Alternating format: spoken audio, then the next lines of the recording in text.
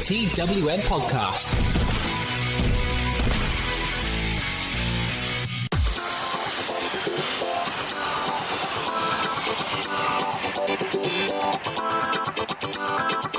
Hello and welcome to the Wrestling World Report. I am Matty Deller and we will be looking at the big wide world of professional wrestling, all four corners of the globe, from your armories to your domes and all places in between. Let's get some admin out of the way first.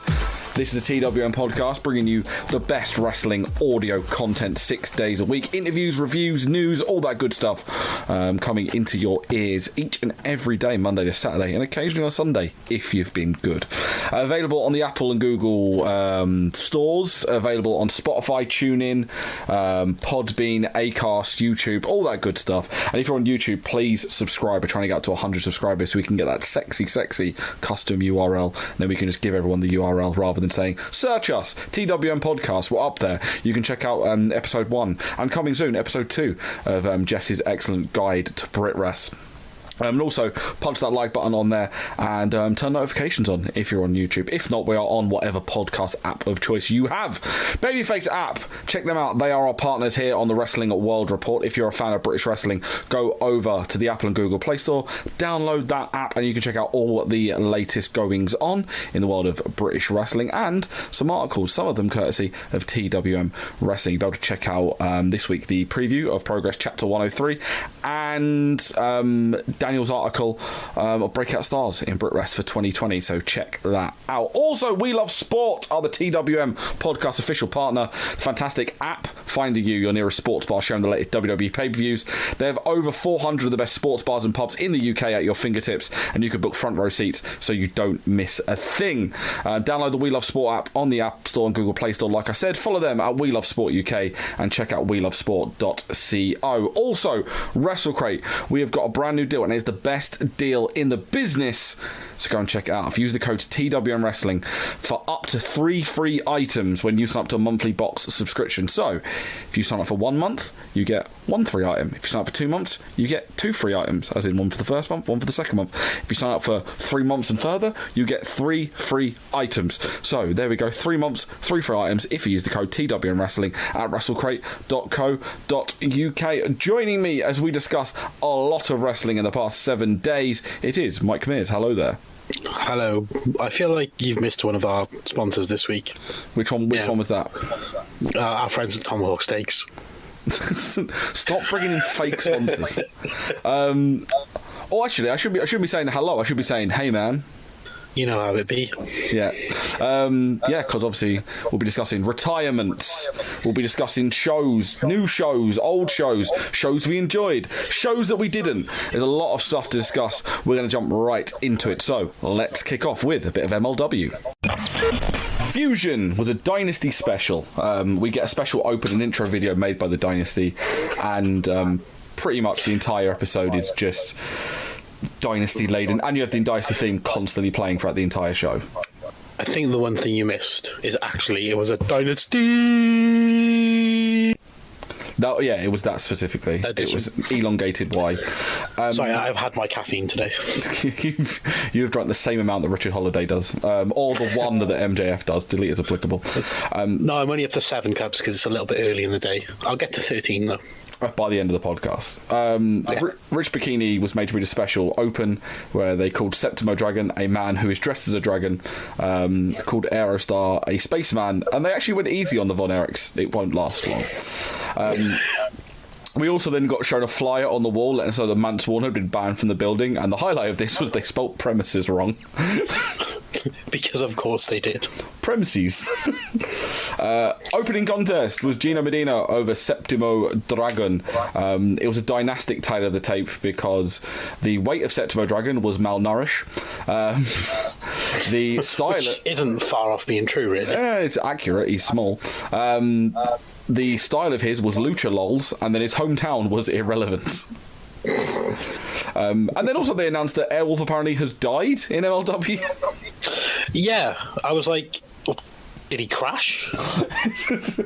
They should have done the ending of MASH. Exactly. Airwolf span in, there were no survivors. Airwolf died on his way back to his home planet. I have to go now. My planet needs me.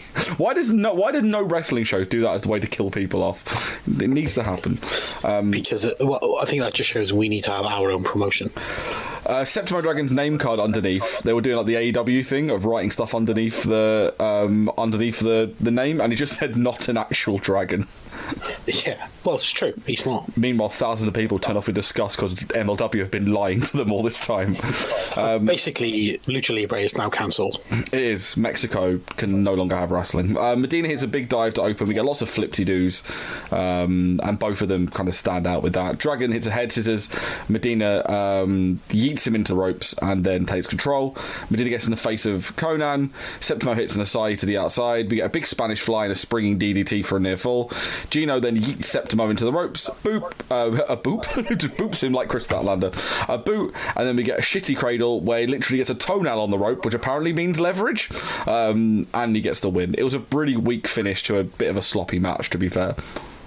Yeah, they haven't really done a great deal with Gino Medina, I find. I'm just a bit like, nah. He seems to be a guy that Conan's brought in and be like, he's going to be the next big guy in AAA, and they've gone, well, we'll give him some seasoning in MLW, and then he can come back and be a big deal.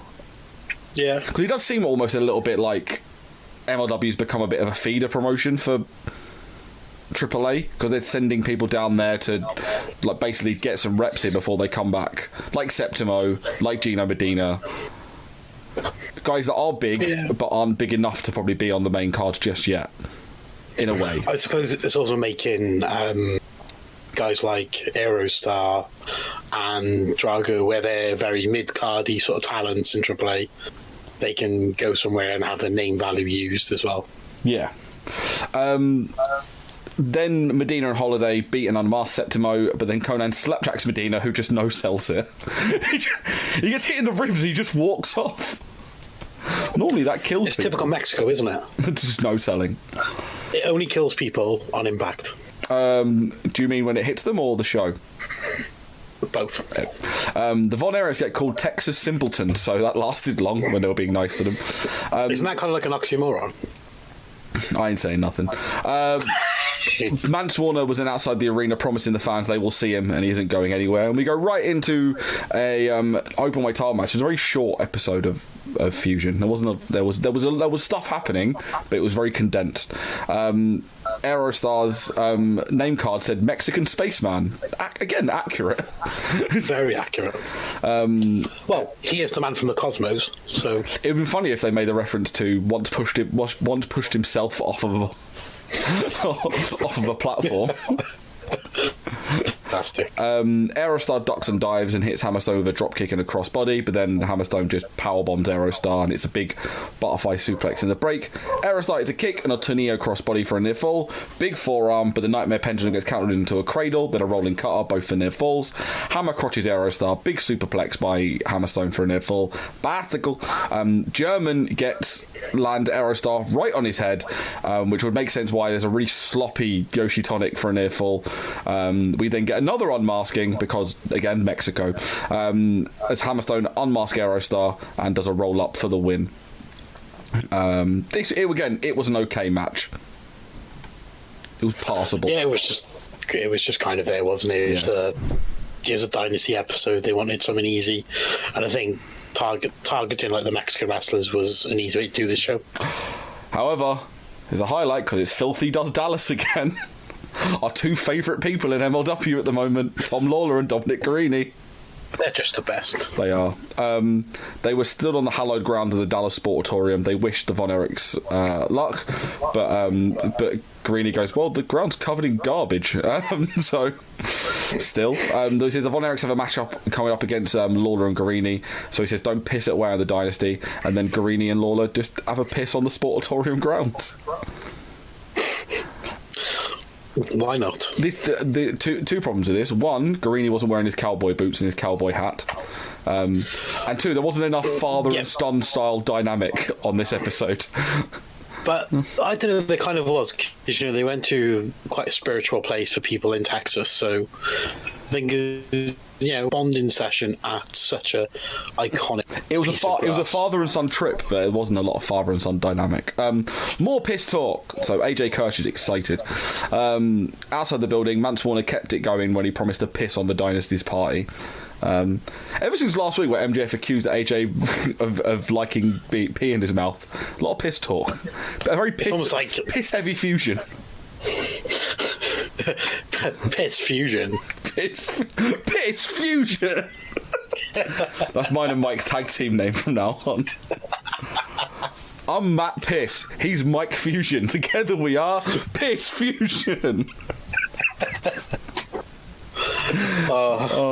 It worked. I know we're meant to be I love the fact that We Are the Serious podcast doesn't have the hilarious names, but the name for this podcast would be Piss Fusion this week. I wasn't shouted at. Just wait for the next episode, not the one we're going to talk about, but the next episode of Circle Squid. Me and you, Piss Fusion. Piss Fusion are going to debut. See, we got a team name. No, we'll get into it later. When you changed after last week. You changed your Twitter handle to Anthony Inoki.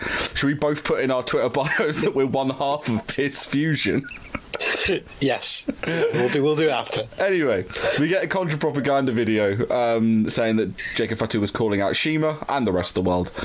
Basically, say, come and have a go if you think you're hard enough. And we find out that Shima's going to get a title shot against Fatu on episode 100 in 3 weeks' time. We then get Alicia Atoot. We only get one Atoot this week. Normally we get about 40.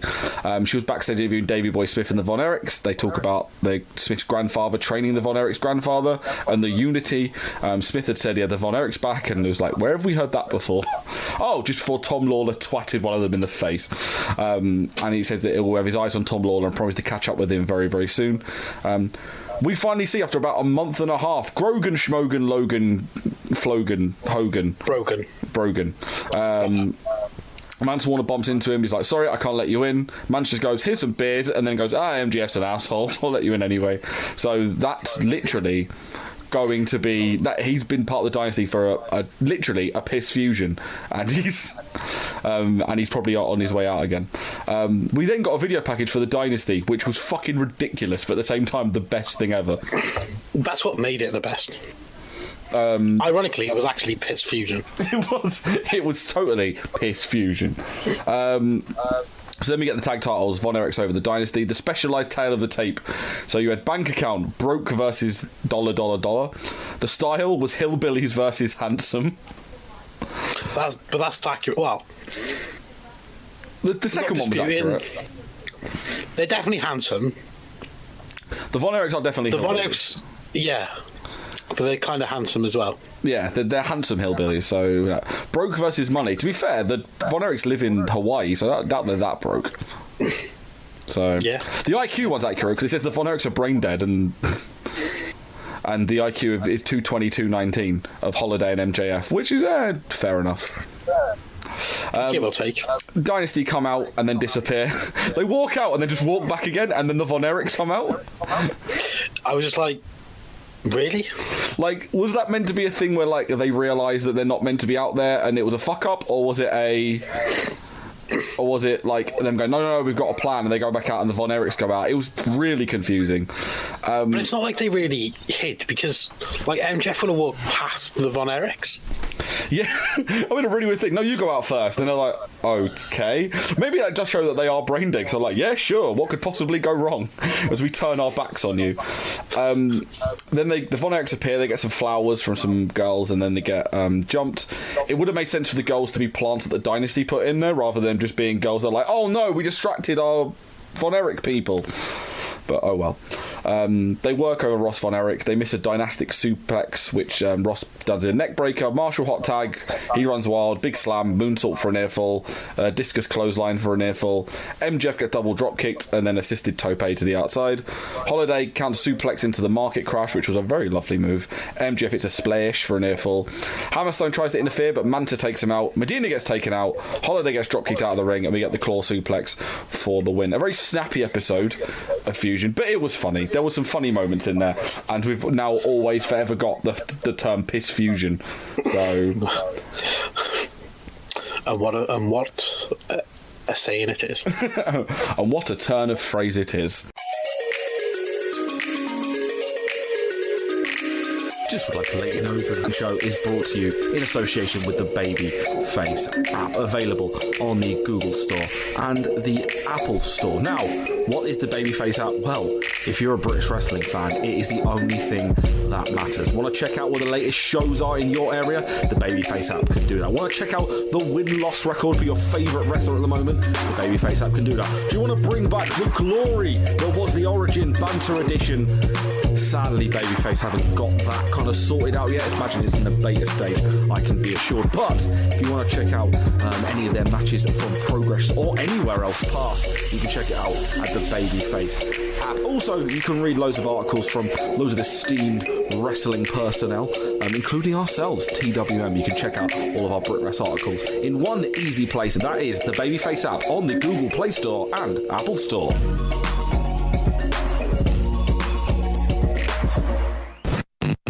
There be no power this week. Instead, we got the debut episode of the Circle Squared, which is this like reality show thing that the NWA have started. Basically, it's like a mix of like the Gut Check and NXT, like the old NXT rolled into one. It was like you get new talent, they cut a promo, they wrestle a match, and their aim is to get over with the fans. But also interspersed are a bunch of opinions from different people. And they have some background stuff about them, which I think's probably the most important thing they had. Yeah. Difference is, the episode's legitimately 22 minutes long, so this is not going to take long to review. It was a lot of filler. PJ Hawks and Luke Hawks were the first team. They are father and son. They are called the Hawks Airy, which I didn't get the name. I did like the line of them saying they called themselves the ABC and XYZ of wrestling because they don't just start something, they finish it. I like that. That was a nice little spot. I'm aware of Luke Hawks. Was Luke Hawks the guy who used to be Alter Boy Luke back in the day? Fairly certain he was. Yeah, I think so. He used to wrestle. He wrestled in TNA for a bit, and he wrestled. I know Luke Hawks wrestled for TNA, and he also wrestled for Wrestling Society X. References. Yeah. The other thing is, for me, we got tag teams, so matching gear and the tag team name. Yes. Both 2 ticks. Nice, and they've got lovely track jackets. I like track jackets. They've got lovely track jackets. It's a very NWA staple, that, isn't it? Lovely track jackets. Yes. It's Nikita Koloff. He's here. He's not a tag team. He could be if he wanted to be. He said the NWA gave him... He's tagging with God. He is Piss Fusion. He said the NWA gave him a chance to coach somebody, so tonight he's introducing Jeff Lewis Neal and Tyson Dean, and 2 people that looked exactly like Michael Elgin came out. Yeah, even to the point that I'm pretty certain they stole 2 of his singlets. He literally is. They are the children. From now on, they are called Michael Elgin 2. Big Dean and Big Neil. Big Neil and Big Dean. Big Ty sounds better. We got Big Ty and Big Jeff. Big Jeff. Yeah, Big Jeff, definitely. Big Jeff. That's the one. We got Big Jeff and Big Ty. They're called the best kept secret in professional wrestling, and somewhere Buddy Murphy, or now just Murphy, is upset and mildly perturbed. Hey, he's not your buddy. He's not my guy. But this guy is my Ty, because they cut a promo saying they are... by Coach K's side, and they get to the next level, showing why they are the best kept secret. They don't, because this match was 3 minutes long.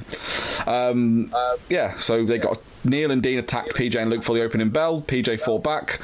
He used some amateur wrestling. Dean come off with a spine buster.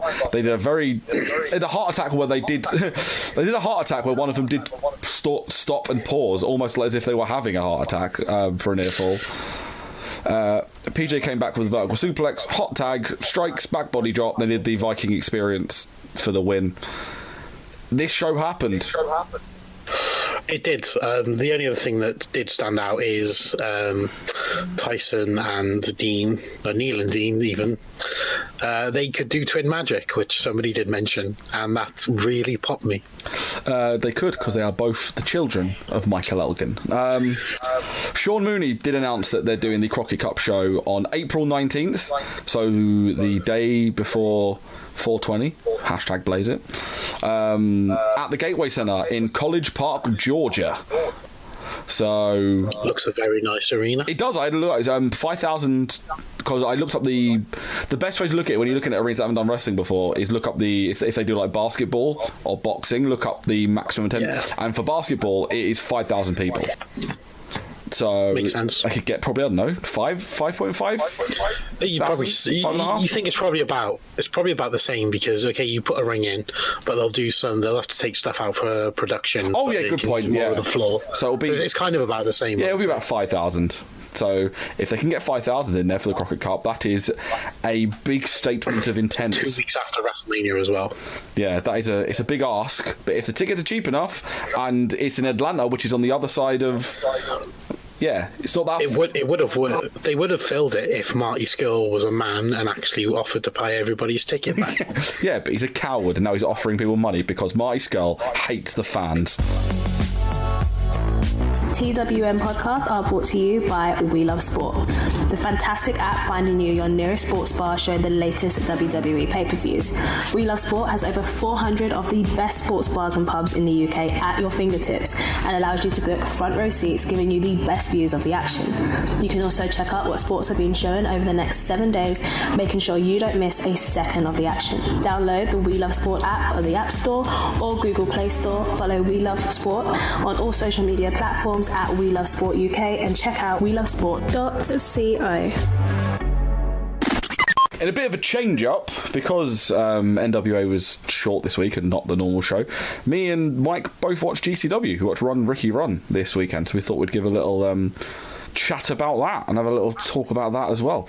It was a very, very good show. Very, very good show. It was one of the best GCW shows I think I've ever seen. Yeah, I would probably say the best WrestleMania gimmicky show that they do. Like, as a standalone GCW show, it's probably the best one I've watched. We opened with a scramble, so we had Blake Christian defeating Cole Radrick, JJ Garrett, Jonathan Wolf, KTB, and Treehouse Lee. This was very, very good. It was a pretty decent opener. Blake Christian's Blake Christian. He's just very, very good. I did like I'm a big fan of KTB though. I've seen him a fair bit on different indies. Yeah. Well, he was the man pretty much that made Marco stunt, because that was Marco's debut match. Oh, what him? Yeah, so, Carl the Beast against. Yeah, I like Treehouse Lee as well. He seems to come out of nowhere, but has got like a real cult following. I just like the name. The name amuses me greatly, Treehouse Lee. We then saw Chris Dickinson against Jimmy Lloyd, where it was interesting because obviously it was like you say, styles make fights, and this was hard hitting Japanese strong style against Japanese deathmatch style, and these two battered the shit out of each other. I think they somehow battered all of the shit out of each other, and then battered shit back into each other, and then battered that remaining shit out. Yeah, no, it was really, really good. Shocking that they had Jimmy Lloyd tap though. Yeah, I think it's putting Dickinson over more though, especially going into blood sport sort of period. I think that kind of helps him more than anything. The small matter of him wrestling Minoru Suzuki. Not wrestling, fighting Minoru Suzuki. It's a fight. We then got Tony Deppen against Effie. Now, I was watching this on Sunday, a lazy Sunday afternoon, and I've been watching a few GCW shows, and I just fucking love Effie. He's such a good wrestler. And yes, he's phenomenal. And he's got such a great gimmick. It's not really a gimmick. He's got the aesthetic of basically being I am the LGBT wrestler, but his gimmick is not that. He's just a gimmick that he literally will wrestle anyone. And he's an entertainer. He's an all-rounder. And the whole thing of him in GCW, I don't know if you've seen a promo before, he's like, you've had me in a death match, you've had me in a technical wrestling match, you've had me in a high-flying match. They're doing this thing where he's wrestling all the different types of wrestlers in GCW, almost to prove himself in a way. Well, almost like, we'll bring this guy in because you all think he's one thing, and we will show you he's a wrestler. Yeah, and he's very, very good. And then Tony Deppen is Tony Deppen, so... With Effie, it's almost like a certain British company, a very prominent one, couldn't do that with a certain pansexual wrestler. Yeah, almost if they boxed him into a corner and was like, well, you can only do one thing. And even though he repeatedly showed over and over and over again he could do several other things, they're like, no, you just do this one thing. Go back in your corner. When in reality, there were multiple places for this to run. And Effie's great. Effie's my boy now for GCW. I've decided. I've picked one, and it's Effie. He's great. I'm just very excited for the Big Gay Brunch, because that show looks insane. Yeah, well, Razor Ramon Hardgay, what more do you need than Razor Ramon Hardgay and Shay Person. that would be perfection, that would. More than anything, I was shocked on this show because I finally saw Tony Deppen win a match, because normally he loses all the time. Yeah, because he's the gatekeeper of GCW, isn't he? Yeah. But he's a very poor gatekeeper, because he lets everyone through. He's the gate opener more than the gatekeeper. But it's fine. He's the ticket taker at the gate. The ticket. It's like him being the new Rainmaker. He's the ticket taker. Tony Deppen. We got Joey Janela against Jordan Oliver. This was a very, very good match. It was almost Joey Janela wrestling a younger version of himself. It really was, wasn't it? Yeah. But also, like, the mature Janela against the very immature Janela. Yeah, it was. That's Jordan Oliver basically wrestling his dad. Yeah, exactly. Because even at the end, Janela was like, "You're better than hanging around with these guys." Even though I do love the fact he just any excuse he has to make a dig at DJ Hyatt. Yeah, but I like what came to the end. Yeah, it was great. I think it points to a really good direction. It does also mean that perhaps there's now a deal, because obviously Janela, at the end we'll say that Young, Dumb and Broke attacked Janela and Marco Stunt and Jungle Boy made the save. So it seems like, because Janela, Jungle Boy and Stunt had their big curtain call at the end of last year. Was it end of last year? Yeah, it was the end of September. End of September. Just before. And it seems like they're now allowed to do these shows now, so maybe there's been a deal. I think it's because it's Mania weekend and they're a bit lax, but certain guys have been pulled from WrestleCon, which is weird. Which is interesting. That is interesting, but maybe they're only allowing them to do shows that are run or associated with people that work within that company. So they're letting very similar to how WWE are, where they have their affiliate companies, and why Pete has never been able to stop doing stuff with Attack or Mark and like that. Yeah. We then had. One thing that did happen at the end of that match is. I'm super excited for like Jurassic Express and Joey Janela versus Young, Dumb and Broke. I don't think it's not Janela. It's just Jurassic Express against Young, Dumb and Broke. Yeah, but that's 4-on-3. They did say Janela. Did they say Janela? So I'm pretty sure they did say Janela. I'm fairly certain there was a match card that just had the 4-on-3. I'm sure it's Janela. I'm gonna double check. While you're talking, I'm gonna double check. Yeah. So the thing that did. I thought I was going to be disappointed because they seemed to change away from the fact, because Joey said that Jordan Oliver should be wrestling Will Ospreay at Joey Janela's Spring Break 4, and I was like, oh my god, that'd be the fucking insane match. And then they pulled it away. And we had this. I would personally, I feel like they are building towards it being Alex Zane. Yeah, it makes sense. It makes sense now that direction. He seems to be the only one left, really. Yeah, so I'm just going to have... No, I'm looking at it right now. It's 4-on-3. It's Jurassic Express. The match thing has the three guys and Joey and Jordan Oliver with Luchasaurus, Jungle Boy and Marco Stunt on it. So it's a 4-on-3 handicap match. Yeah. We shall see, I guess. Janela's wrestling... Some ridiculous WCW name. Goldberg. Hulk Hogan. Who'd bring if they got Hogan? It would be. Even if it's Horace, they got Brooke. He runs the Hogan gauntlet. He even fights with Linda Hogan. What, 1 minute matches like Chris Brooks at Schadenfreude? All the Hogans. We had Tasaki Sasaki defeating Alex Colon in a death match, or Colon, not Colon. There were mucho light tubes, including giant light tubes that generally were going to fall over at any minute. But they used them well. Yeah, this is the build up the Freedoms show that's happening over Mania weekend. Which, if you're on the market for death matches, this is another level. It's going to be rough, that show. Trust me.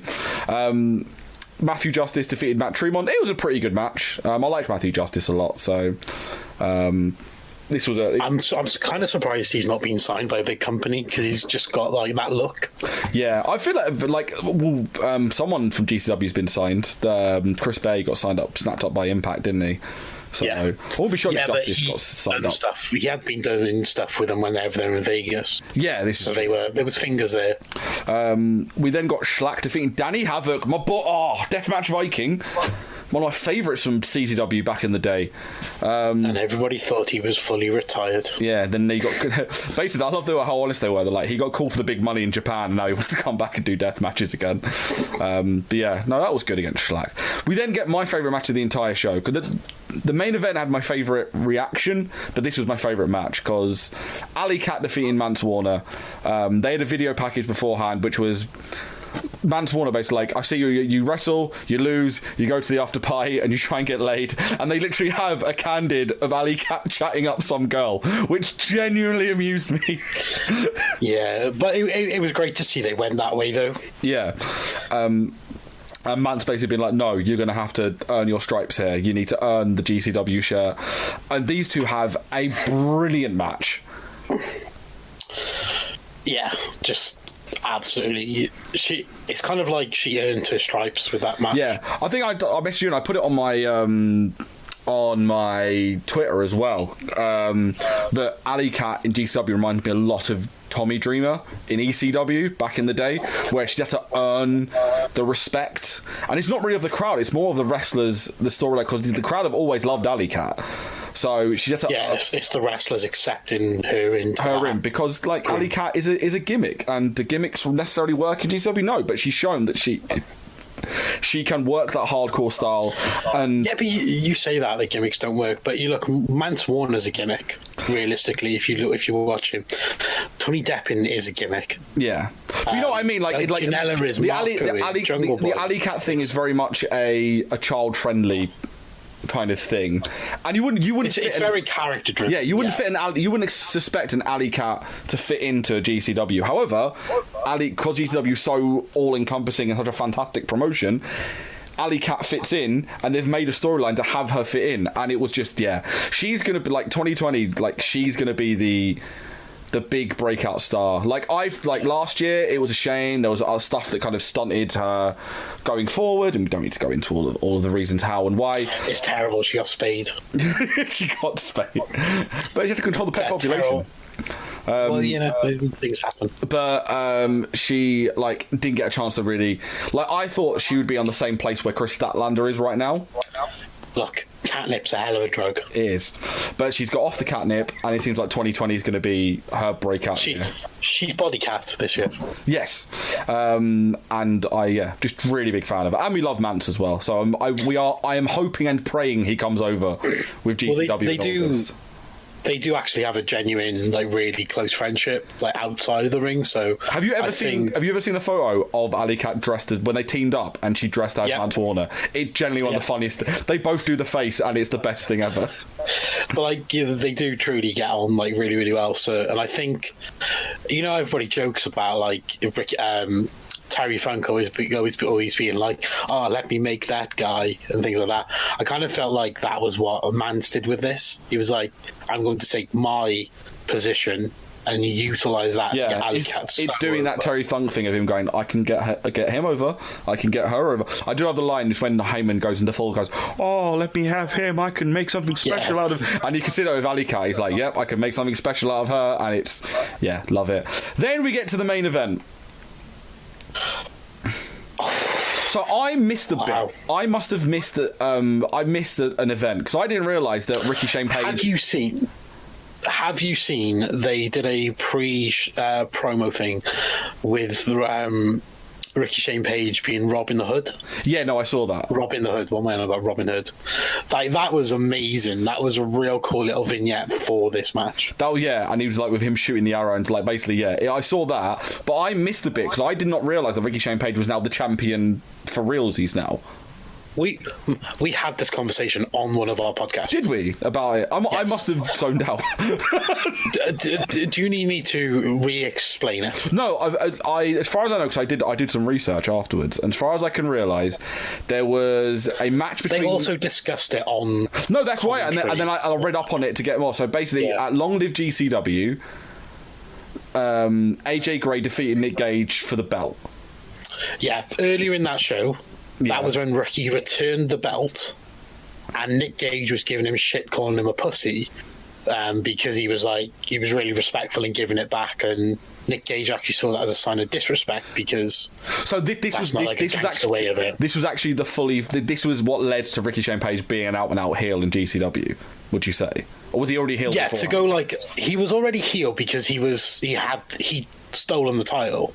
Yeah, and had been sort of kept it captive, and he was kind of that's when he was doing the whole Nick Gage, I'm going to be wrestling in Japan, come and get your belt, I'm going to be wrestling in England. Yeah, and he's like, oh, you can't, you.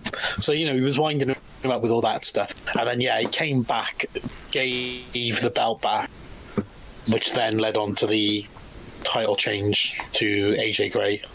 And that was a clean title win, wasn't it? Between it was 7-minute match. Yeah, and then was it immediately afterwards? Ricky Shane Page basically then goaded AJ into a title match, and then won it inside a minute. And that's when I'm pretty sure that's when they formed his group. Oh, that's when Gregory Iron debuted and stuff. Okay, no, so I did my research, so I knew why. When I first saw the match, I went, "Oh, is he the champion for realsies now?" And then backed up and checked it all. So this match... Slight side note. Yeah. How beautiful is that GCW heavyweight title? World heavyweight title. Because it's actually a world title. It's been defended in at least 3 countries around the world. It is a world title. Is that is it 3? The max? Is it? I'm sure it's 3. Yeah, it's got to be defended in 3. It's either 3 or 4. Because some companies do it as if it's been defended in one country, it's a world title. It's not necessarily. It needs to be 3 at least.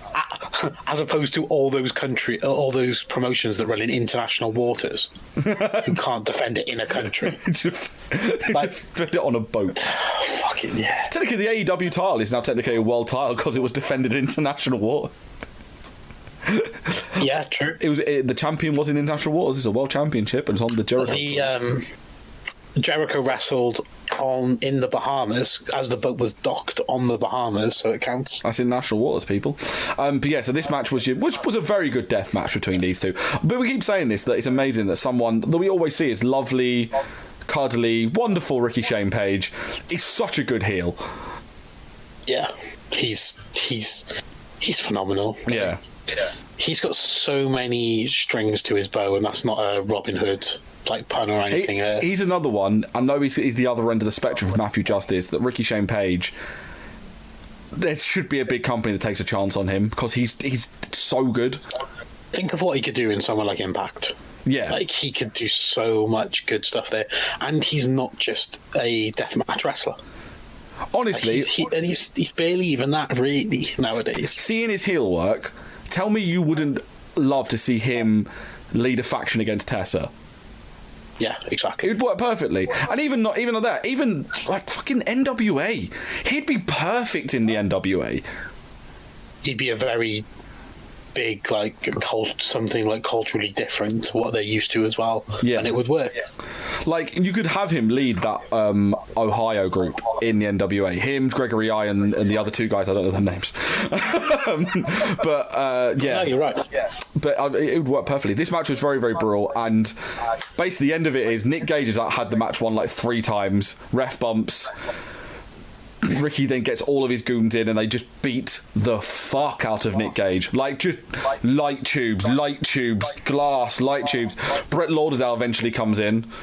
The owner of GCW does the whole Jim Smallman thing of pulls off the referee shirt, 1, 2, flips him the bird. He gets twatted square in the head with a fucking light tube. He got he took that fucking hard as well. G Raver comes out, who is injured, and he takes about 46 light tube shots to the head. But then another guy comes out. I forget his name. I apologise for that. But he was defending GCW, but he's turned and he's joined the Ohio lot. And Ricky Shane Page pins Nick Gage. Oh, that crowd was... I genuinely was waiting for someone to throw a chair. I was waiting for the chairs to start coming into the ring. I was surprised that some people didn't try and get in the ring. Because the heat Ricky has, there was beer bottles, plastic beer bottles and plastic cups. Than the NWO performing. Yeah, it was very... I'm trying to think of one that I've seen. It was very similar to the beginnings of, like... If you've ever seen the like some of the stuff Steve Corino did in Ring of Honor, which, like, would incite people throwing stuff. That's why I was waiting for someone to throw a chair. And then all the chairs come in, and I was like, oh, fuck, they're going to be in trouble. But amazingly, the GCW crowd behaved themselves and just threw garbage. It's weird, but I kind of feel like they're one of the crowds that know that level, and the promotion respect them enough to know that level as well. Yeah, it's really, really good. Like, great reaction, absolutely fantastic. It really was fun one of my show. matches of the year. Yeah, no, you would text me going, like, watch this match. Even if you haven't got to watch the whole show, watch this match. It is one to watch, and I agree. It was Scope it out. It was a death match, admittedly. Yeah, but you could categorize it as that. But it was a story-driven match. There was a story. They could have done it without the death match stuff. Yeah, and it would have still been amazing. Yeah, really recommend this. Go check this out. Rickey Run. It's still available up on Fight, so go get it if and when you can.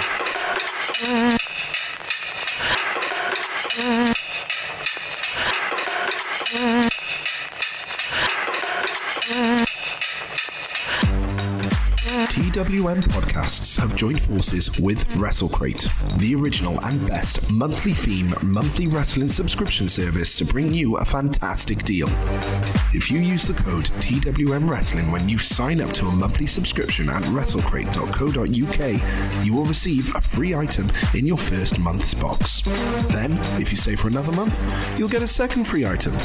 And then, if you stay for a third month, you guessed it, we'll give you a third free item. It's as easy as 1, 2, 3. WrestleCrate brings you the best swag from the biggest companies and names in the wrestling world. We're talking t-shirts, photos, pins, DVDs, vinyl figures, and loads more from WWE, Progress, Shikara, NXT, Fight Club Pro, and loads more. That's WrestleCrate.co.uk and use the code TWM Wrestling for up to free items, all thanks to WrestleCrate and TWM. Progress, Chapter 103, Beer Snake City, bitch. Yeah, Mike's not going to be here this time. So sad, so sad. Yeah, I know. It's the first time I missed the ballroom show in a long time, actually. I can't even remember why you're not going. I imagine it's for reasons. Egg chasing. Oh, yeah, you're at the old rugby football. Yeah, where we affectionately call Cap.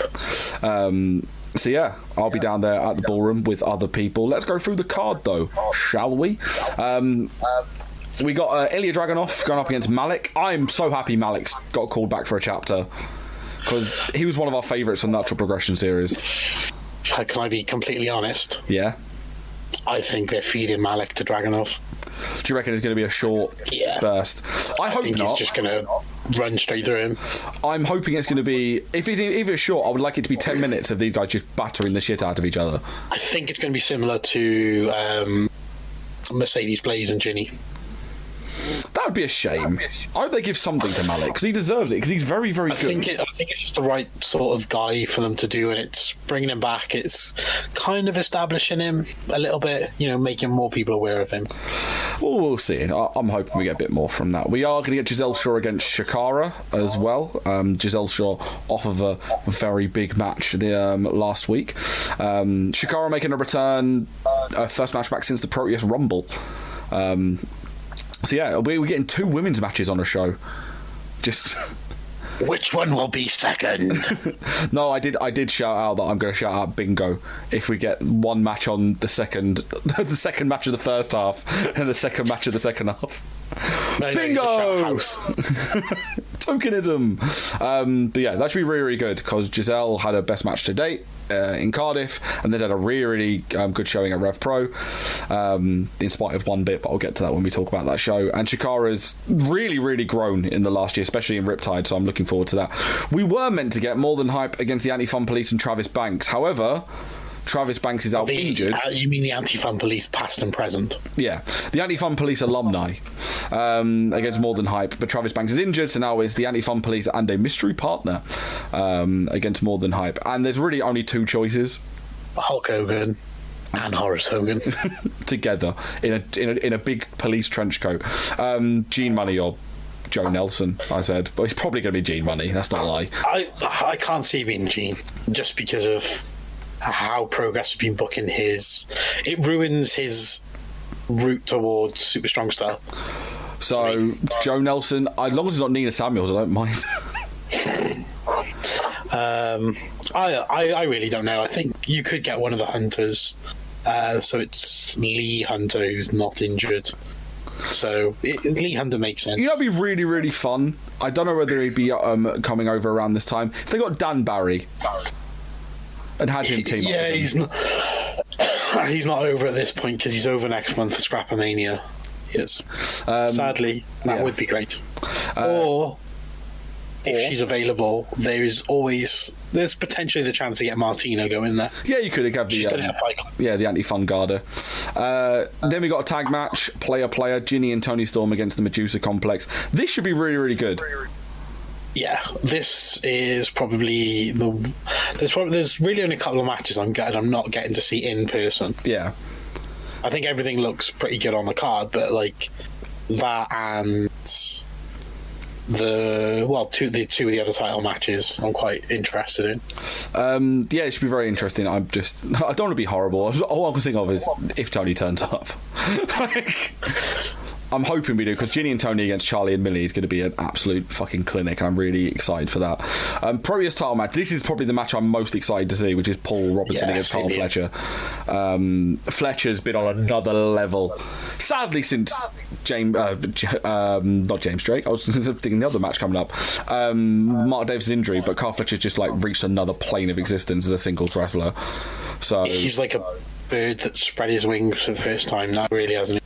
I say not even first time, because you think of like the match he had with Trent last year when Trent was doing the Open Challenge. Yeah, completely. So, you know, he has had a run of really good singles matches even while Mark was still fully fit. And Paul is Paul, so it's going to be great. The other one, I'm really interested to see the Work Horseman. They are going up against Jordan Devlin and Scottie Davis. This is probably going to be a sleeper match, because a lot of people are, unless you're kind of au fait with your Evolve, it's interesting to see these guys. This match is probably going to be a sleeper match, because you won't really know a lot about them. Because the funny thing is, these guys are with a feud, JD Drake and Andy Henry, and Andy Henry left Evolve, so they've just started teaming up again. So JD Drake's it's nice though that WWE, you know, took one James Drake and then gave him another James Drake. Yeah, I did used to love that Evolve and the Progress started working there to rename their James Drake to JD Drake.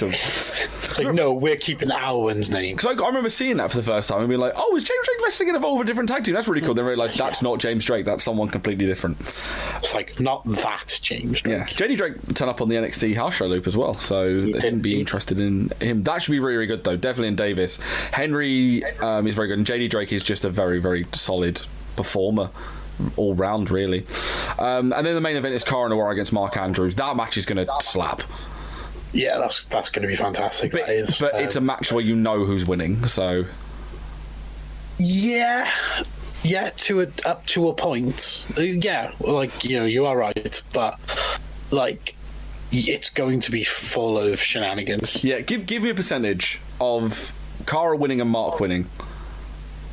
I think it's like 95-5. Yeah, I was gonna say 90-10 at most. Like, but like, I don't see him changing the title straight off Cara. No. What? A month after you won the battle, 6 weeks after you won the battle. Yeah, it'd be 6 weeks ish, because obviously they had in between, didn't they? I just don't see that happening. If they were going to do that, they would have just let Eddie hand the title to Mark, or had Mark win it in the first place. Yeah, on Chapter 101. So I don't see it happening. But Eddie, like we know, Eddie's only been put out for like 3 months, so he's getting ever closer to that. He's like halfway through that now. So that's what I'm thinking, because like, who would Cara's next opponent be at the because you have the March chapter, the April chapter, which we'll discuss, and then will be right into Super Strong Style, won't we? So he'll be taking a back seat. It's almost like there's not really going to be another proper program, because I'd imagine like Eddie or Mark being involved at Super Strong Style. So maybe, because you've only got 2 shows after this. Maybe we get 2 import matches, and then we get Cara and Eddie the match at Strong Style, one would assume. Yeah, maybe. That would make the most sense. Actually, 2 little bits of progress news. I didn't write one down. I just generally completely forgot, because I know we'll talk about the Progress show in a second, but they've announced the 5th person for Super Strong Style, and we are delighted. Some may say now is the time to announce it. Yeah, now is the. Did you see the meme someone put up, which is just Mr. Rampage? I did. I know exactly what you're going to say. Just pointing a clock that always says now. Just made me laugh. So they've announced spoilers. They have announced Jonathan Gresham, Chris Ridgway. It's gone blank now. Sondico. Not Sondico, Sonico. They've announced, Ridgway, Gresham, Sonico, and Travis Banks, and the 5th one's Rampage Brown, which I'm delighted with. 5 Rampage Browns. 4 Rampage Browns. 3 Rampage Browns. 3 Rampage Browns. 2 Rampage Browns. And do you want to tell everyone your way of judging, your thoughts on who goes in Super Strong Style? What is your measurement of judging? Well, so every single announcement that comes up, my initial reaction isn't, oh, they'll have a really good match with that person, they'll have a really good match with them, oh, they might go really far. It's like, no, how well will they fit in the Wasteman Challenge on day 3? Because that's the important thing. That is. So let's go through the people so far. Jonathan Gresham, give a mark out of 10. It's very softly spoken, so I'm only gonna give like a 5. 5. Chris Ridgway, we know it's just 0 because he can't be asked. Yeah, exactly. Travis Banks is always a 9. Travis Banks is already a 14. Sonico. 38. I think he's going to be well up for it. Mainly because, are you basing that off the tweet of him saying, "I'm sorry that I am not Gene Money in a mask"? He looks ready. He looks ready for a laugh. So I think he's going to do well. Hopefully, he's planning ahead now. He's just like sitting at home writing notes as we speak, just in case. Yeah. And then that makes sense. Rampage Brown. Rampage Brown's a solid 8. Yeah. I'm looking forward to that. Bring in those Yorkshire beats. That piss fusion. So the other big thing to note is they announced NXT UK Takeover Dublin, and everyone's like, "Oh wow, pay-per-view in Ireland, brilliant!" And then everyone went, "Oh wait, it's the same day as Progress in April." Is it only me that was like massively not shocked for the Coventry tapings they announced Finn Balor? What? Because no one wants to go to Coventry? Well, no, it's just like, I know, maybe we'll put Finn Balor.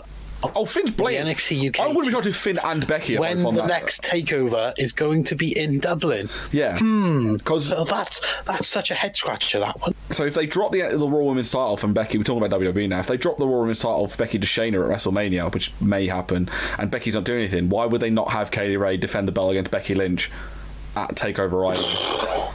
Because I don't think you could beat her twice in the space of 3 weeks. Anyway, they've moved the show, and they've moved it to Monday, April 20th. That's right, Progress 420. It's the weed number. Matt Riddle confirmed. I think you mean actually. They're going to be doing a show in London the day after Kenny Omega's there. So Kenny Omega in Progress confirmed. Kenny Omega versus Matt Riddle confirmed. Progress April. Yeah, you've massively locked out, haven't you, on that? Because you're going to be in London for the Kenny Omega shows anyway, so big winner. Yeah, they've done me a favour on that one. Yeah, I talked to you about that, so we'll do that off pod.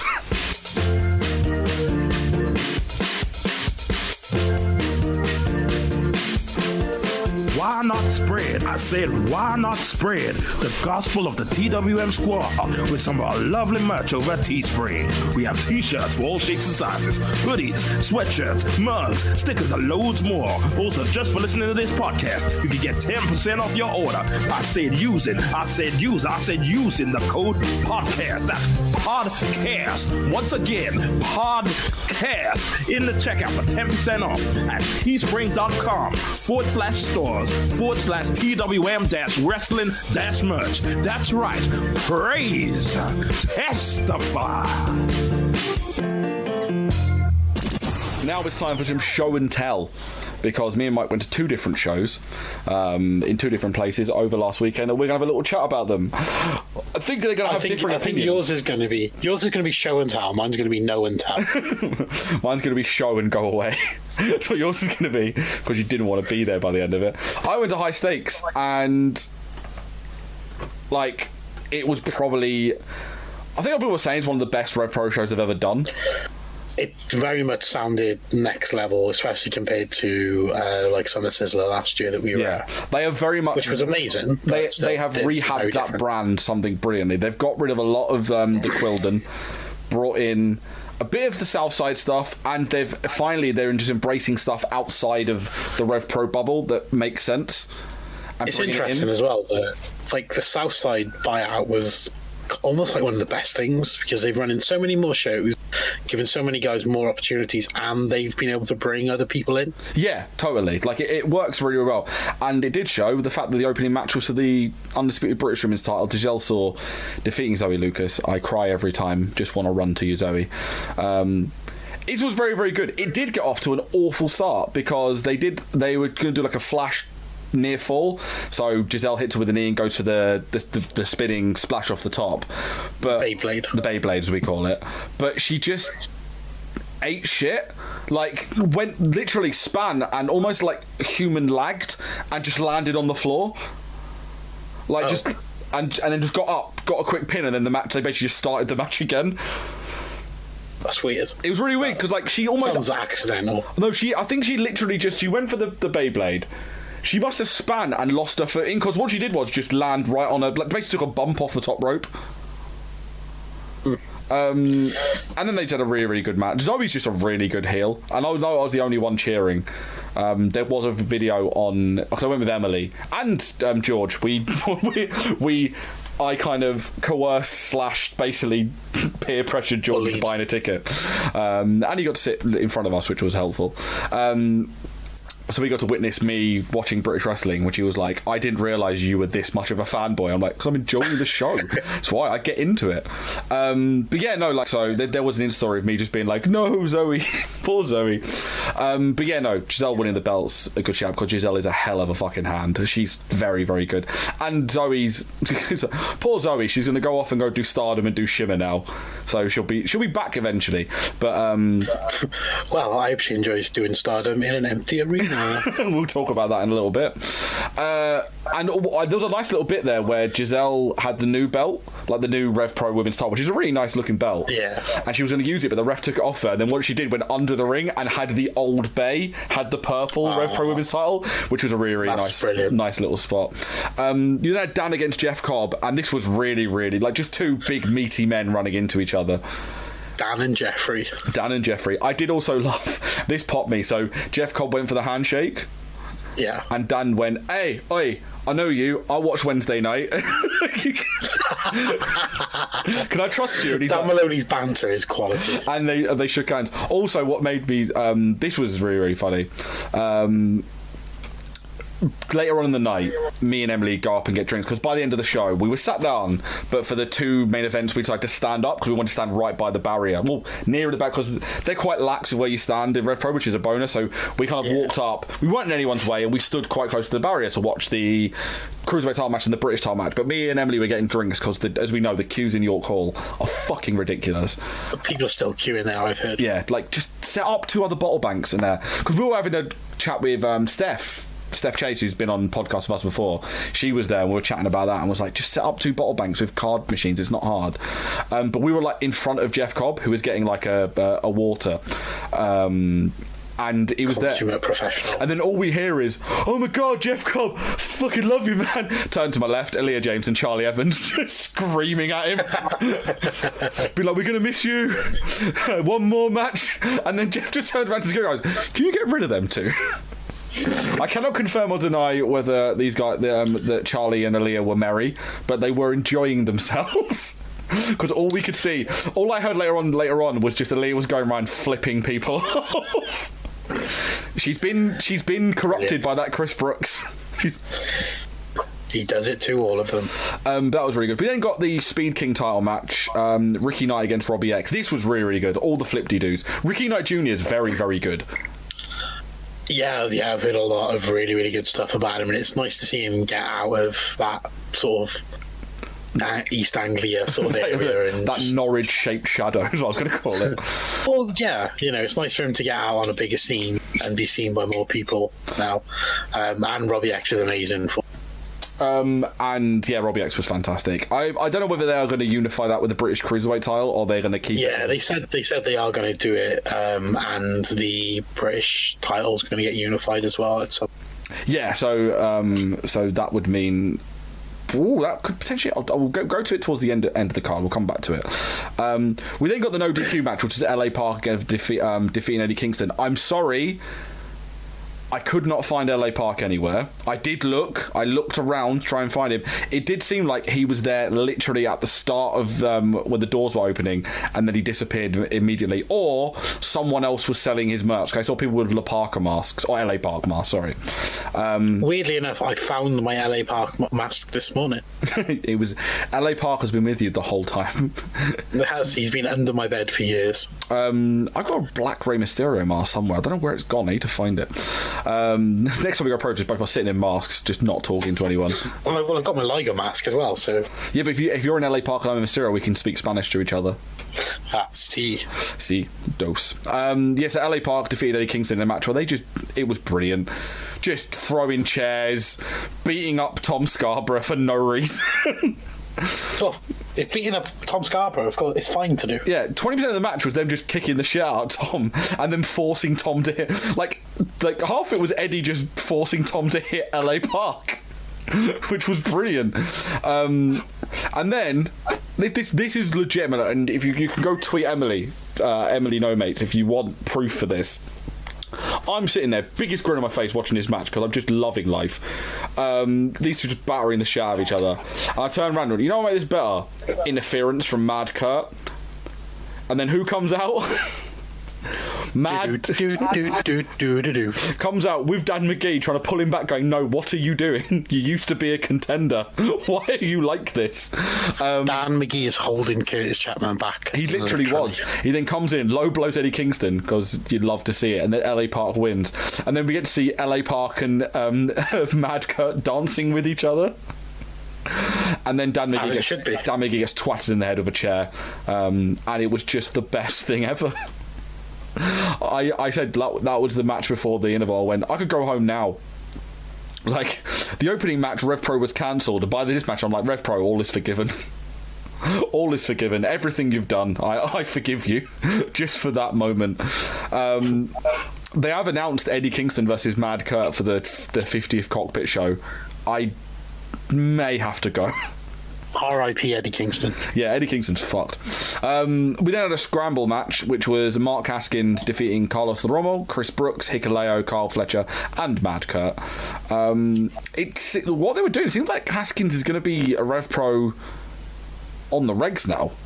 Yeah, he does seem to have a place in that, doesn't he? Yeah, which is a bit weird. Because also, what made me laugh is Haskins came out to his Lucha Forever music. Oh wow! Was it? Is it the throwback? The stuff? Is the thing? Is it? It's the "Ain't Nobody Gonna Hold" that one. That's his. Well, he came out to that at Dragon Bro as well. Yeah, so he's using that now, like as his. That is his Lucha Forever music, isn't it? I'm pretty sure it was. Yeah, but he won via Lord Gideon Grey interference, and excitement intensified at the thought of Lord Gideon Grey and Mark Haskins being a thing. We then got the undisputed British tag team titles, the Legion, Rampage Brown, and I got to see the Great O'Khan. I sent you photos of not only LA Park and Mad Kurt, I sent you photos of the Great O'Khan immediately. Exactly, because this is the level of friendship we have. And then I did get the sad realization that maybe New Japan have just gone, yeah, you're still on the excursion. In reality, they've just terminated his contract, and he's in Rev Pro now forevermore. Well, you think like most of the guys go out for a couple of years on excursion, don't they? It depends. I just wanted to stay there because him and Rampage are a really good tag team. And he did go back for quite a while when he was ill last year. Yeah, so you had that. Also, what I love is that obviously they are they've like unified the belts, the Southside belts and the tag and the RevPro belts, but they're refusing to let them make new belts. So Rampage Brown and the Great O'Khan have like the RevPro tag titles, and Gideon and Shah hold the Southside belts. That sounds right. So they're all champions. It's brilliant. And then we got the very weird team of David Starr and Damien Dunn. It's just very, very strange. Did they have a tag team name after? No, they were like indifferent. They had similar gear, but they both wear black, so it didn't really make a difference. But obviously, David Starr's the Southside heavyweight champion. So the Legion won via interference from Mark Haskins, who kicked them all in the dick. So it looks like Haskins is in the Legion. So now they've got a big, massive stable. I thought we were going to get Damien or David turning and either going back in or joining the Legion, but alas, not. Let's hope the Legion lasts longer than Lifeblood. Skins is like this. Just surely it's got to turn out better. Michael Oku then defeated El Phantasmo for the British Cruiserweight title. This was a very, very good match. These guys, they've wrestled a few times, obviously, against each other, but this was a lot of emotion. The crowd lost their shit when Oku won. We knew after he didn't get the job done at Summer Sizzler that it was going to lead back to a big match like this. Yeah. No question. You're an idiot. I apologise, listeners. I've just turned my phone on and I've just seen a photo. This is going to go on our Twitter later on of Mike with his headphones on, with his Liger mask. It's fucking terrible. It's basically as terrifying as Liger with his backward mask. Yeah.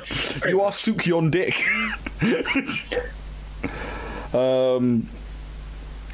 Hold on, just reading something interesting. I'm going to come back to that now. Anyway, this was a really, really good match. I got distracted by the Liger phase.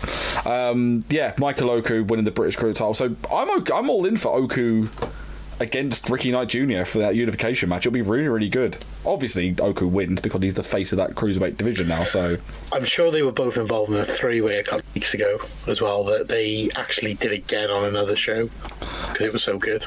It just worked really well. Oku dove into the crowd and he got loads of love and stuff, and the reaction was huge for Oku winning. This is, again, to the positive of RevPro, how much they've built up Oku from the contender to becoming like a full-fledged member, to just chasing El Phantasmo, and eventually then beating him for the belt. It was just brilliant. You got to think back at the start of last year, he did actually beat him as well. Oh, he did when he was a contender, wasn't he? So 14-month sort of storyline. Really good. Really important.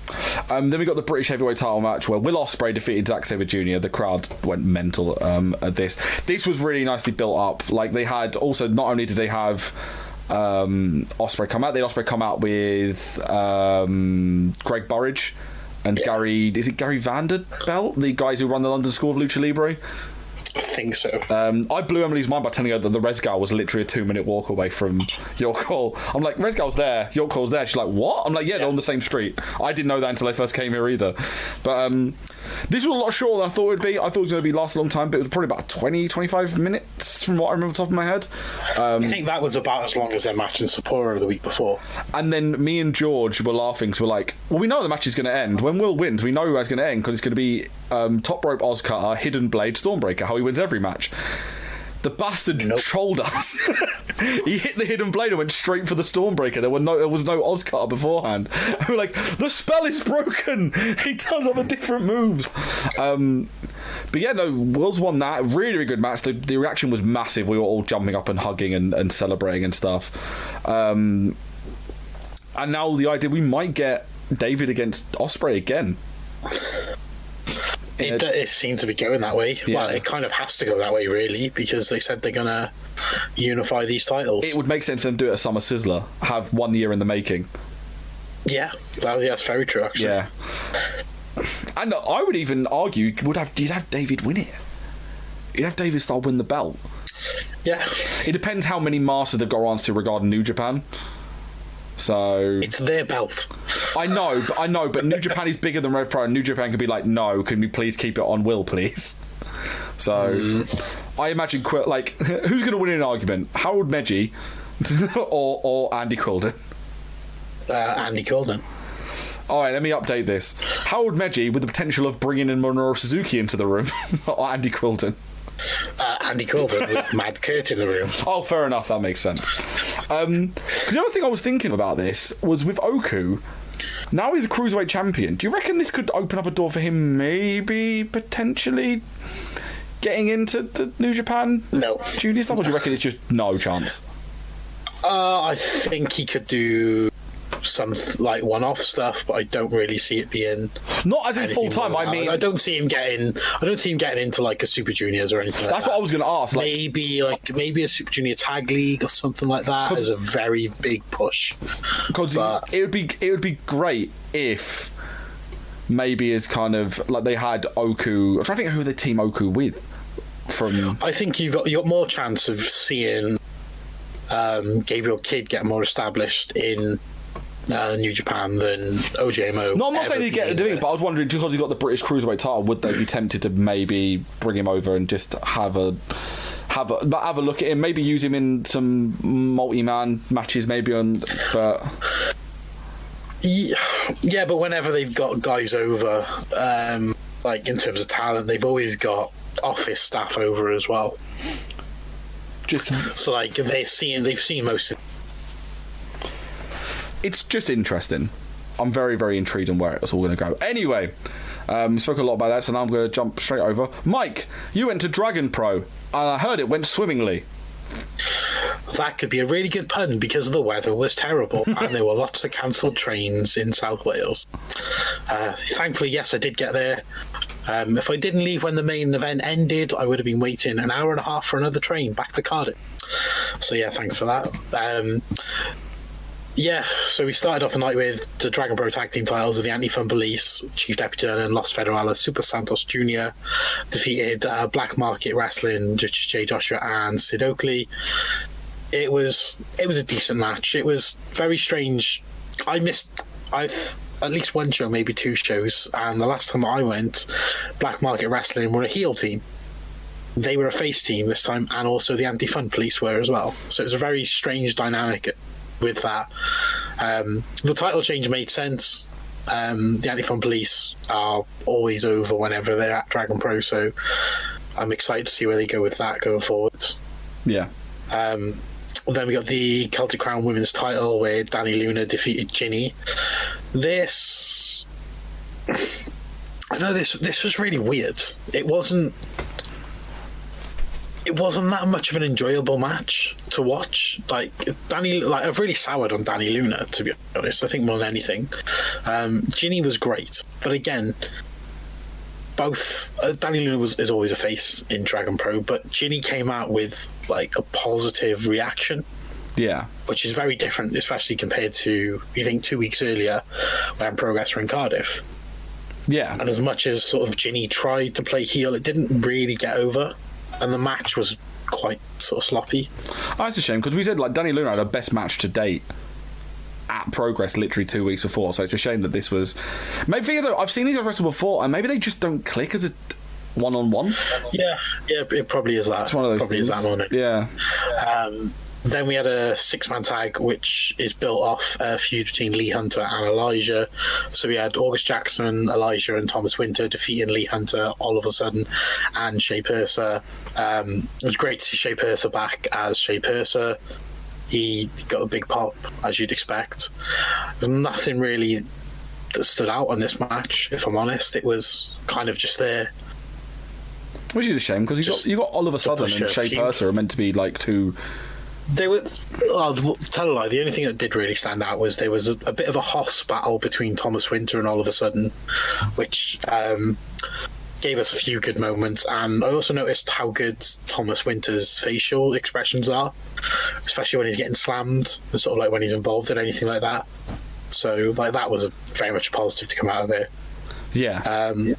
The next match we had Danny Jones defeating Mark Haskins, who was accompanied by Vicky Haskins. So Mark Haskins actually replaced Tyler Bates in this match because he was obviously pulled for whatever reason WWE decided. In a very strange sort of turn of events, this was actually the very venue that Vicky Haskins made her her wrestling debut as a manager 15 years beforehand. That's not quite to the day, but yeah, she's been involved in wrestling for 15 years. That does not make sense, considering that time has not aged either of the Haskins, and neither has children. No. They are not humans. They definitely don't. This was a really good match. Yeah, I'd seen them wrestle before at the tail end of last year at an Attack show, but they seem to have a very different match, mainly because the roles were reversed, where Danny was the bad guy in this and Mark Haskins was the face. Yeah. Whereas the Attack match, they were very much the other way around. Danny Jones had some fantastic one-liners that he shot out to Vicky Haskins, which I don't even think we could actually repeat on this podcast. Wow, were they that bad? They weren't bad, but they were funny. They were funny, but also, well, one of them, as for an example, Danny was up on the corner. It's up on, sort of like he was sat on the top rope, and he just looks over to Vicky on the floor, and he's like, "Vicky, you can come and party with me and Bronco later." And it's just like, wow, that's just not happening. The big balls. That was hilarious. Yeah. But yeah, it was a solid match. Then we had the interval, and now we go into the second half of the show. This is the part where I heard that it went completely down the shitter. Yeah, down the shitter, down the pipe, all the way through to the sewage plant. So we then had Saxon Huxley defeating Big Grizzly. So Saxon Huxley was filling in for Nico Angelo, who was injured at the moment. Zoo Division. We got Zoo Division. Cat against bear. The only way I'm sure I told you this, but I can only describe this match as the real life version of you playing with wrestling figures. Yeah. To orchestrate a match, because there was just no chemistry between the two. They just didn't click in any way, shape, or form. You know, like in wrestling, it's as much as it's move, and spot, there's stuff that goes in between those to make it all flow and tell a story. Yeah. There was just none of that. These guys just didn't click in any way, shape, or form, and it was very uncomfortable to watch. Oh, that's a shame, to be honest, because it just wasn't much crack, to be honest. This next match was it was a reasonably good match, to be honest. It was a little bit harsh on the second half, saying it was all bad, because this was good, especially taking into account sort of like the talents in it. So the Next Wave trophy was defended unsuccessfully by Fletcher Law. Josh Holly is now the new holder of the Next Wave trophy. The match worked really well. Josh Holly, fresh off his Progress pre-show debut, finding his dad, weeks ago. Glenn Joseph.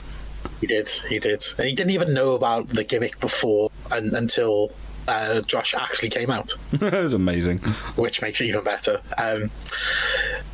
Josh has been doing this a few years now, and it really shows that. And you can see he's a confident wrestler now in everything that he does. Fletcher Law is 18 months in, and I've heard a lot about him though. Fletcher Law. Yeah, he's a slowly building character. His work has improved every single time I've seen him wrestle. He's gaining a lot of sort of like people's interest in the Southwest area. He's getting a lot of bookings. I'm really, really super happy for the guy. And even in defeats, he looked really good. Yeah, he did. But yeah, it was a really solid match. Everything sort of like flowed together quite nicely.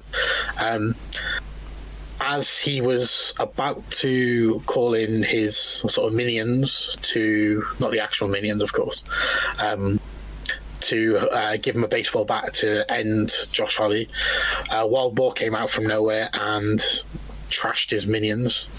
So there's always potential. We could see Wild Boar and Fletcher Law do some stuff in the future. I would pay money to see Wild Boar beat up actual minions, though. Not gonna lie, it would be interesting to see. I think I'd probably pay for it, actually. Now there's a gimmick for an attack show. Wild Boar defeating 100 minions. yeah. Or would he fight 100 minion-sized Fletcher Laws or one Fletcher Law sort of sized minion? There's a question for Wild Boar. Get into him. Then we come to the main event.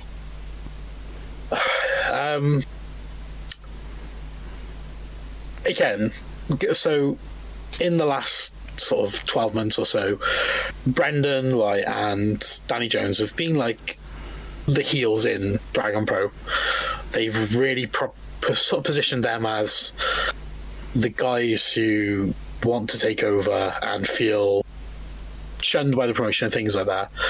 So going into this, it was like Bino, white meat babyface, everybody loves him, against the bad guy. Yeah, the booking in this match just blew my mind completely. I remember you talking a lot about this. Yeah, you weren't happy with this at all. For starters, there were 2 ref bumps, which normally isn't an issue. One ref bump had nothing at all happen. Yeah. So you think if you're going to have a ref bump, there'd be a reason for it. So a low blow, somebody running interference, whatever, something like that. No, the first one had nothing at all, and they just did nothing. It made no sense. The second one had Brendan White, the heel, do nothing illegal and everything you would expect to see a face do. Brendan White had a visual pin and basically made Bino submit. Yeah. In that time frame as well. There was no appearance from Danny Jones to help him out, and they didn't use the belt or anything. It just made no sense at all as you sort of sat there watching it. It's like, where are we going with this? And with the second ref bump, it was at least, I gotta say, like 5 minutes before the replacement referee came down, yet we'd already just had a ref bump. Yeah. So you would think and I know I'm separating sort of reality and sort of like a predetermined sort of sport, but if you're going to engage me and keep me sort of with the story and it being real, then I would expect you to bring your referee, or at least have your referee ready, because your referee is in that match at the moment has already been knocked down and knocked out. Yeah, it just doesn't make a lot of sense. No. And then eventually Brendan won clean, like completely clean. So they just completely mogged off Bino. They basically, well, weirdly, I feel more than anything, they WrestleMania 13 there and turned both. So they turned Brendan face somehow, and I think Bino's going to go heel. So they tried to do a double turn, but it just didn't land. Not in it just doesn't make sense going together. I know, like, maybe the next show is gonna fill in some blanks, but yeah, I just don't feel like why have I just seen Danny Jones act an absolute uber heel in one match, and then I've just seen Brendan White, his tag team partner, and sort of like the guy he celebrated with at the end of the show, act completely like a face. This seems like this is a bit of a merging of they're trying to do a complete hard reset with the new owners, and no, the Dragon Pro, isn't it? But sorry, there aren't. No, I'm thinking I was ultimately thinking of Chaos. Yeah, no, you're right. So that makes even less sense. I was getting too confused. Like, it sounds terrible. I was actually quite glad I had to leave straight away at the end of the show because I just couldn't understand it. Yeah, that's a shame. It's a real shame because I've usually got such glowing praise for Dragon Pro, and the main event's kind of let the side down there. But there was some positive to take regardless. Anyway, we've got some little news bits here before we wrap things up. So Ring of Honor, they've announced that Flamita and Maria Manic are out of injuries. Flamita suffered a torn meniscus during their tag match against the Briscoes alongside Bandido. Maria Manic suffered a concussion after being powerbombed through the announce table by Bully Ray during a 20-person battle royal at Free Enterprise. There's no timeline for either of their collective returns. Fight Club Pro have announced... I wonder what Flamita, I wonder what Ring of Honor are going to do with the 6-man titles then. That is very yeah. They have to find another mad cut. Piss Fusion. Fight Club Pro have announced a brand new title, the Fight Club Pro Openweight Fighting Championship, as is the style at the time, because everyone has an open weight belt. They're going to do a tournament starting on the 13th of March at the Hangar. Mike, who would you like to see win that championship title? Mad Kurt. Is the right answer. Although it's either Mad Kurt or the Question. Or I would also be happy with a Mambo, or I think Mambo's probably going to win it. Mambo's a solid shout. Yeah, Mambo or Joe Nelson, I would say. It'd be nice if they debuted somebody who is quite hot on the scene. I know he's just not actually debuted it. Yeah, he's not had one. I know he's only had one match, but Darius winning the belt in that tournament would be a nice sort of thing, because then you'd have Dan and Darius as the two champions. So yeah. Alpha One, Canadian promotion that's run by Ethan Page, have announced that they are joining forces with Impact. They'll be having their shows on Impact Plus, and they're doing a special joint show called Deadly Encounter. So that's nice to see. Impact helping out some of the smaller promotions. Futureshock, they had their show Underground 37 this past weekend. We had Adam and Rich down there. Grizzly Young Veterans announced they're wrestling their last matches on the independent scene. Zach Gibson wrestled against Ethan Kelly, and then James Drake on a different show, and James Drake wrestled his younger brother Rob on this show. So they are done. It looks like they're going to go off and become full-time NXT superstars. I don't know if it's UK. I think they are legitimately off to O-Town. They are off to Florida to go become NXT superstars. So good luck to them. News on Teddy Hart. He has been arrested on drug-related charges in Richmond, Virginia. He was charged with possession of a Schedule 3 narcotic, which is a Class 1 misdemeanor, and possession with intent to sell or distribute. It was steroids. Is it been confirmed now, or are you just saying that for yeah. Oh. Yeah. No, it is. I was going to say, just saying that, hang on. Not helpful, I'm doing a serious news story, but you were giving me information. He was incarcerated at Richmond County Jail after being booked at midnight. He's been released on bail. He hasn't been released on bail yet, but he's got an April 23rd court date. He's still there. That could be a year in jail and up to $2,500 fine, but then the possession to with intent could be between 1 and 10 years in prison, or a year in jail with a fine not to exceed $2,500. So we could be seeing some jail time for Teddy Hart. Wrapping things up, some New Japan and Stardom stuff. Of course, coronavirus is still a pressing issue across the world, and Stardom have taken the measure of cancelling all of their shows in February, and they've announced that their March 8th show at KORUKAEN Hall will be an empty arena show with no fans allowed in the building. However, they are going to show it for free on YouTube, which is kind of a small crumb of comfort for the fans. It's better than nothing. Yeah. New Japan taking more of the role of saying all live shows will go on, but they are advising fans if they feel ill to stay home. They are encouraging fans to wear surgical style masks and providing disinfectant spray, and they said that there could be health checks for attendees, and fans that don't feel well will be asked to leave, and also cancelling all meet and greets and autograph signings until further notice as well. So imagine sneezing at a New Japan show. It's going to be like Bruiser Brody running through the fucking crowd, isn't it? Just scattering. They had the Tiger Hattori retirement show today. The highlight, just hours ago. Yeah, just hours ago. So Tiger Hattori's refed his final 2 matches. He kicks Jado and Gato right in the dick. He did. He's finally got it back to them. And Hattori pinned Okada twice. Because of course, every ref should go out like that. Yeah, Okada's got. That means Tiger Hattori's probably got more wins over Okada than fucking Naito had. Yeah, exactly. He also got a selfie because it's Okada, and that photo of Ishii refusing to be part of the selfie quite possibly is the best thing I've ever seen. I love how this is becoming Okada's thing now, where if somebody's retiring, he gets a selfie with them. Yeah, so I can't wait for Nakanishi to try and do it, him trying to angle because Nakanishi's a giant man. We got the thing that I also noticed is Tsuji and Makabe do not get on. No, they clashed certainly on that show this morning. To the point where I'm pretty sure Makabe was just repeatedly smashing Tsuji's face into the ring apron.